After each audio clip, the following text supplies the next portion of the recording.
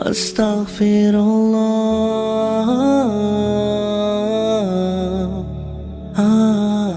اللہ الرحمن الرحیم۔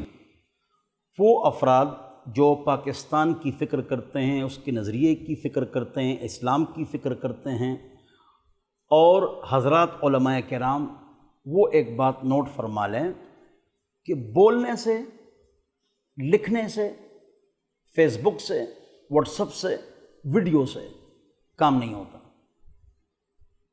میں آپ کو ایک خاص مشورہ دے رہا ہوں، اور اس پر میں نے خود عمل کیا اور میں کامیاب ہوا ہوں، اور اس پر عمل کرتا رہتا ہوں۔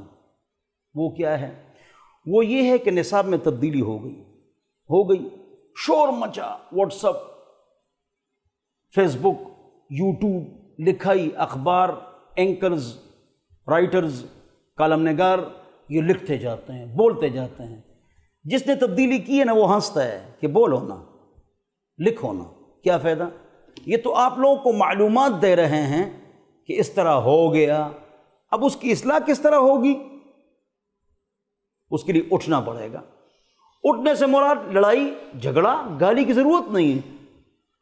اہم افراد، 5 بڑے علماء کرام، 5 بڑے افراد تعلیم یافتہ، 5 مالدار، اونچے عہدوں پر بیٹھے ہوئے ہیں، 15 افراد کا، 10 افراد کا ایک گروپ ایجوکیشن والوں سے ملے، ڈائریکٹر صاحب سے ملے، سربراہ سے ملے، وزیر تعلیم سے ملے۔ دیکھو یہ آپ دیکھیں نا، اس میں یہ تبدیلی ہوئی ہے، اس میں اسلام کا بھی نقصان ہے، پاکستان کا بھی نقصان ہے، فوراً وہ تبدیلی ٹھیک ہو جاتی ہے۔ میرے اس پر خود عمل ہے۔ نصاب کی تبدیلی پر میں نے کتاب لکھی ہے، 35,000 چھپ چکی ہے، اس کا کوئی فائدہ نہیں ہوا۔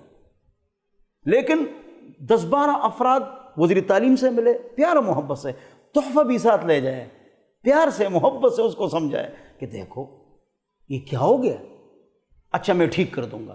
پھر کتاب چھپ جائے، دیکھو ٹھیک نہیں ہوا، خدا کی قسم کل ٹھیک کر دے گا، فوراً ٹھیک ہو جاتا ہے۔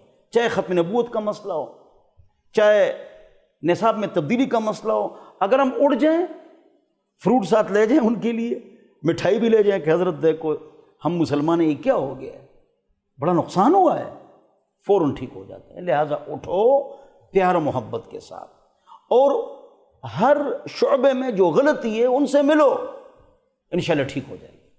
اللہ مجھے اور آپ کو عمل کی توفیق عطا فرمائے۔